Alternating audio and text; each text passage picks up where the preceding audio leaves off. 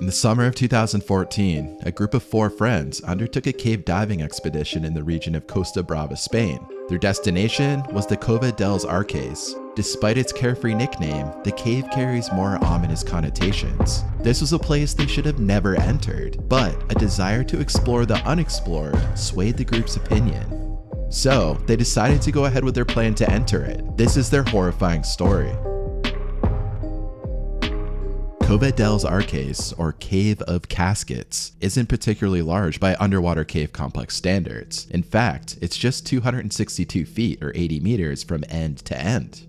It has a surprisingly simple structure too. Its entrance is 23 feet or 7 meters under the surface. The Cova dels Arques is popular with experienced divers, underwater photographers, and marine biologists who appreciate the unique geological features and the diverse wildlife inside and around the cave. Snorkelers and freedivers occasionally swim down to the cave's mouth as well, but few dare to venture inside for some very specific reasons. The truth is that Cova dels Arques is just too dark. No one really knows what's going on down there, and it's just very scary in general. It's not open to the public for safety reasons because people have died in there. That said, it's a magnet to those who want a real adventure and to explore the unknown. Divers who enter the cave must first swim along the floor to approximately 25 feet or 7.6 meters before starting up to a slight ascent toward a prominent hump. At the far end of the hump lies a rock-strewn entrance leading to another large, dark chamber. Maps of the cave do exist, but there's no record of anyone actually swimming into that second chamber. Needless to say, its size, dimensions, and topography are relatively unknown, and over the years, it's become a bit of an urban legend. On the morning of Saturday, July 19th, 2014, the sun energized the 4 friends as they finally embarked on the adventure that they had been thinking about for a while. They got together through a caving group, but none of them ever went into any serious caves, especially ones that were not explored and considered deadly. They were really excited to try something new and push their limits. Their excitement steadily increased as they took a boat over to the cave. Everyone was in a really good mood. This adventure was finally happening. It took them months of planning to finally get it all squared away. So this was a pretty big deal for them, and an adventure that they were hoping to be able to tell their friends about once the journey was over. They've all dived along the Costa Brava area before, but one of the things that really brought them to this cave in particular from all the other unexplored caves in the world was that this one allows for new discoveries to be made. There's scientists that actually want to know what's inside, and they'll work with the divers to kind of figure out their best plan of strategy for getting in the cave and getting out safely. The friends knew that cave diving was inherently risky, but it was the hint of danger that made it so alluring and addictive. They just couldn't get enough of it. It was kind of like adrenaline junkies that like to go skydiving or go wingsuit flying. When they arrived near the Cova dels Arques, Ricard and Denisio, 2 really good friends, and they had known each other for a long time, and a third unidentified friend, geared up, shared anxious glances, and slipped into the clear blue water. They wanted to explore, and it was happening. Meanwhile, the 4th friend stayed on the boat, and he was the one that if anything went wrong, he was going to find help to get his friends out. If there was a mishap or emergency, he could assist them and help get other divers in the area and alert authorities if needed. Early on, Ricard and Denisio and the other diver got their bearings and explored a few of the other grottos or caves in the area, after which they found themselves in the front of Cova dels Arques' submerged entrance. It kind of just popped up in front of them. They couldn't believe that they were finally here and going to enter into this cave. Even 23 feet down, the sunlight penetrated the water to such an extent that they actually felt safe exploring inside and around the small opening. They weren't in the cave yet, but they were going down to the entrance. Other than a few rays of dim light bouncing around inside, the interior was a forbidding abyss with no discernible form. They also noticed that inside, the walls were made of like a soft clay material and that the floor was covered in fine silt. This is a very bad thing for cave divers because if this silt mixes up, it blinds them and they literally can't see anything. In such conditions, divers often use a guideline outside the cave before entering.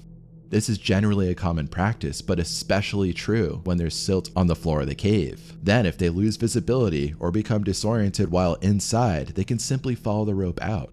However, Ricard and Denisio and the 3rd diver didn't have the rope. Someone forgot it when they were packing up and getting ready. This was a big mistake, but they kind of overlooked it and continued on. Faced with two choices, the third man realized that he was in over his head and told Ricard and Denisio that he was getting out of there. He didn't like the fact that they forgot the rope. He also thought it was a bad idea to go into the cave with the clay-like walls and the silt on the bottom of the cave floor. Everything was telling him to get out of there, and he tried to convince Ricard and Denisio that this would be an extremely dangerous dive to continue and that they should definitely not go. As experienced divers and longtime friends, they respected his decision to leave, but they were not going to listen to what he was saying. They had full confidence in what they were doing, and they considered the dive rope not a big deal because they've been in and out of caves before without using one, and nothing bad happened. And with that being said, they told their friends that it was going to be okay and they'll be fine on their own. After all, they knew that trusting your instincts was no sign of weakness. Ricard and Denisio took a long look at each other, gave a thumbs up, and then kept swimming inside. They hadn't come on this adventure just to turn back on the last minute. With that, they swam even further into the cave. Aided by their flashlights and reassured by the visible entrance behind them, they covered the first 115 feet or 35 meters with relative ease. It was beautiful inside, and things were perfect. The silt wasn't coming up, the clay-like walls weren't causing any problems, and they could still see some of the sunlight peering down into the cave. But with each foot they gained, their hearts beat more rapidly, with the darkness becoming more and more absolute. It was just eerie inside, and they kept looking back and forth at each other, kind of like, are we going to keep going or just bail on this whole trip altogether? But they just kept on going. Then, when they traveled to more than 260 feet or 61 meters into the cave, they simultaneously came to the same conclusion. They tempted fate enough for one day, and they really had to get out of there. They knew that if anything went wrong, even if the smallest amount of silt came up into their path, there would be a very slim chance that they could get out. Now it was time for them to head back to the surface. However, they had been so intent on what was ahead of them that they failed to realize that their fins had agitated a thick layer of silt on the cave floor. And now, as they turned to go, they could barely make out their hands just a few feet in front of their faces. This was their worst nightmare. They tried to reach out to grab each other, but there was nothing there.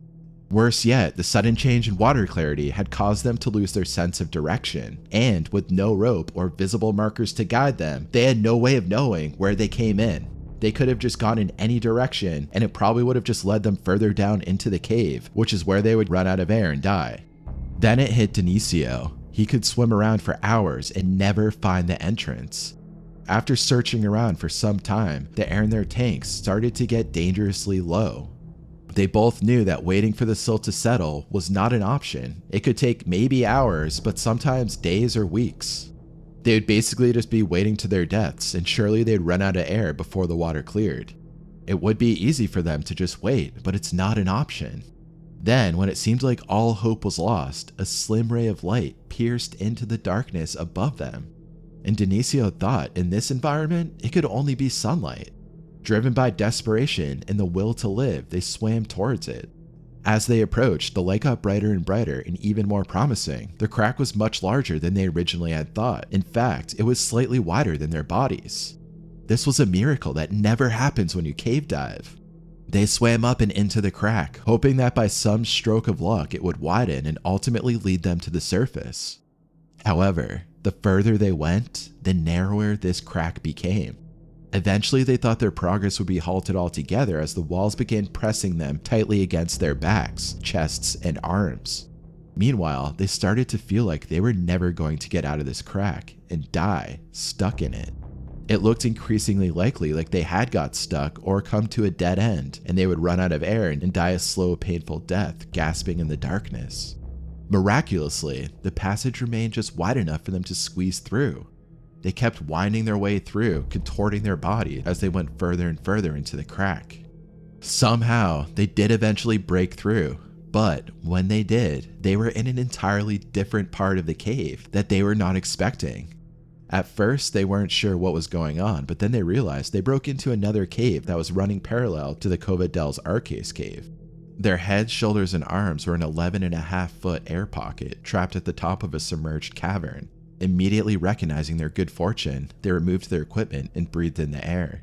Denisio gave a horrifying look to Ricard because he knew that there could be carbon dioxide in the air and it could just kill them. But they got lucky and there was enough of a mix of air that they were able to breathe normally.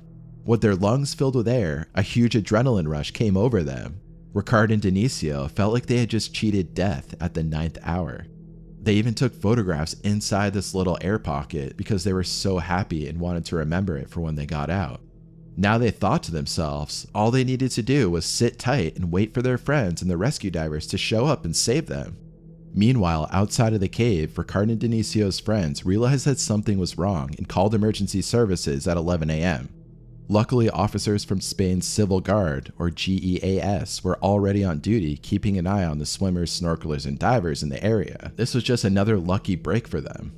Team leader Corporal Fernando Aguirre immediately began organizing a rescue party that he hoped would be able to get in the water by late afternoon or early evening. Because he knew the rescue would be challenging and potentially dangerous, he also activated the Civil Guard's National Diving Group. In addition, he enlisted help from marine biologists, underwater photographers, private dive centers, and lobster fishermen to find out what they knew about the Cova dels Arquets because there was just not a lot of information on it and he knew nothing about it in particular.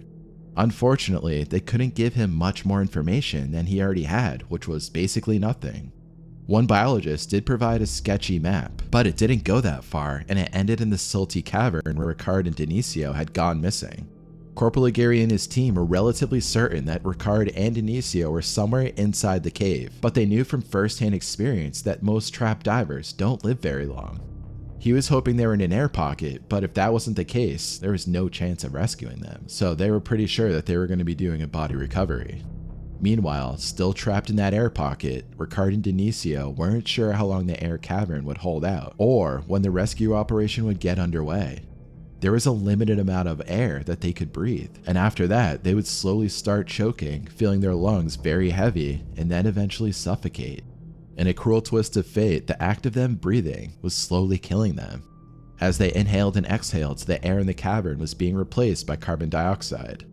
And this toxic byproduct was poisoning their already stressed bodies. To make matters worse, they were having trouble holding on to the cavern's slick walls. This meant that they had to tread water because the bottom was 24 feet down and there weren't any ledges to sit or stand on. This constant exertion increased their heart rates and breathing, which in turn sped up the physical and cognitive effects of the carbon dioxide poisoning they were beginning to experience. As the ordeal dragged on for what must have seemed like an eternity, the young men also began suffering from dehydration, hypothermia, and outright despair. Ricard was in worse shape than Denisio, but with their situation becoming more dire by the minute, they both largely resigned themselves to their grim fates. They didn't want to talk, they didn't want to look at each other, they just wanted to be silent in that cavern. Eventually, Ricard could barely keep his head above water, and on one or more occasion, he quietly slipped below the surface. And each time, Denisio summoned all of the energy in his exhausted body and would pull his friend back up. However, as the hours dragged on, the mental and physical stresses became too much to bear, and when Ricard slipped below the surface that last time, his friend wasn't able to come to his rescue. Ricard sadly just kept sinking. Now alone, trembling in the cold water and unsure if a rescue had been launched, Denisio came to the realization that, like his friend, it was only a matter of time before he died in the Cave of Caskets. Yet somehow, he was able to find it in himself to cling on to the hazy vision of a future in which he was once again surrounded by friends, loved ones, and fresh air. Yet, unbeknownst to him, Corporal Aguirre and a team of professional rescue divers had been in the water looking for him since 5 p.m. Shortly into their search, they were confronted with the nearly impenetrable wall of silt Ricard and Denisio had stirred up that morning. This was proof that they were on the right track, but even for professionals like Corporal Aguirre and his team, the dive was fraught with dangers. This rescue operation was extremely dangerous, and the rescuers could have easily died during their search. They made good progress early on, but in the silty water, they had no way of knowing which way the men had gone, where they had ended up, or if they were still alive. This was yet another cruel irony. The silty water was evidence that Ricard and Denisio had passed that way, but at the same time, it obscured them from the very men who they had come to save. It was like a wall that they were just not going to be able to get through. As night fell, the rescue divers came back to the surface. For Denisio, it was a night of utter terror, exhaustion, and despair. However, the search resumed early that following morning, and by then, dozens of journalists were on the scene to get information on the developing story. Experienced divers and search and rescue personnel from all over the country had arrived to lend a hand, but most knew that the likelihood of finding Ricard and Denisio was almost zero. Thankfully, the silt had finally settled by the time the divers arrived at the Cova dels Arces entrance that morning, but before entering, they anchored a dive line outside the cave. They weren't going to make the same mistake that Denisio and Ricard made. Then, as they swam into relatively clear water, they saw the same dim beam of glimmering light that Ricard and Denisio had seen the day before. Putting themselves in the missing men's shoes, they assumed that swimming toward the light would have been their only option. The first rescuer to enter the crack found it too narrow and tried to turn back. He was concerned that he was going to get stuck and not be able to get out. And then he realized he couldn't get out if he tried to go back. So he pushed through with everything he had and had to contort his body, and then continued upward and finally entered that chamber that Ricard and Denisio had been in. Sweeping the interior with his powerful flashlight, he immediately noticed Ricard's lifeless body floating in his neoprene wetsuit. He assumed that he'd find Denisio's body next, but to his surprise, he was clinging precariously to a jagged rock on the far side of the cavern. When he realized that he was no longer alone, he let out an agonized moan that startled Corporal Aguirre and the other rescue diver. Denisio had somewhat managed to stay alive under the impossible conditions, but he was so exhausted, dehydrated, hypothermic, and disoriented that his survival was far from certain. The fact that he was still alive was great, it was what they hoped for, but getting him back out of the cave would be another massive challenge, and getting him out alive wasn't looking good.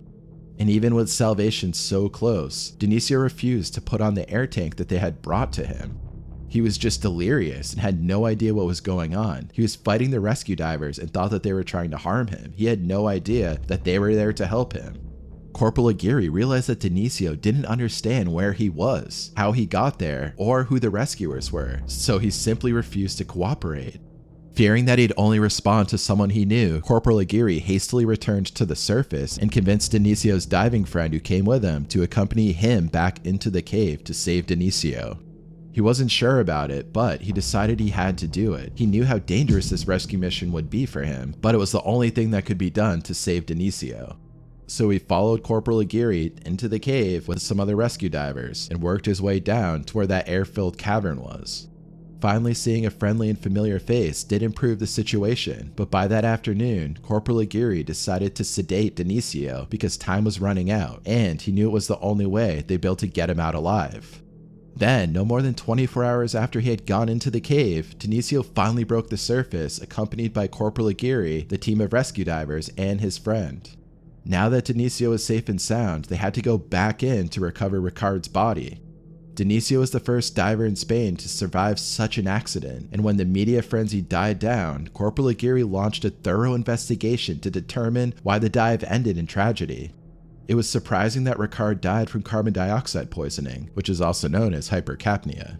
However, Corporal Aguirre's final report noted that none of the divers had the necessary training or experience to undertake such a challenging dive. In addition, they ignored or were unfamiliar with basic safety precautions like installing a dive line that would have guided them to safety through the silt-ridden water. Some even called out Denisio for not saving Ricard from drowning. However, Corporal Aguirre's report noted that he'd already saved his friend multiple times, but that in the end, he just didn't have enough strength to prevent him from drowning. Denisio ultimately made a remarkable recovery. And that's it for today, and I appreciate you watching until the end. If you found this story both fascinating and heartbreaking, please be sure to show some love to the like button and subscribe to our channel for more stories like this one. Hope to see you at the next one.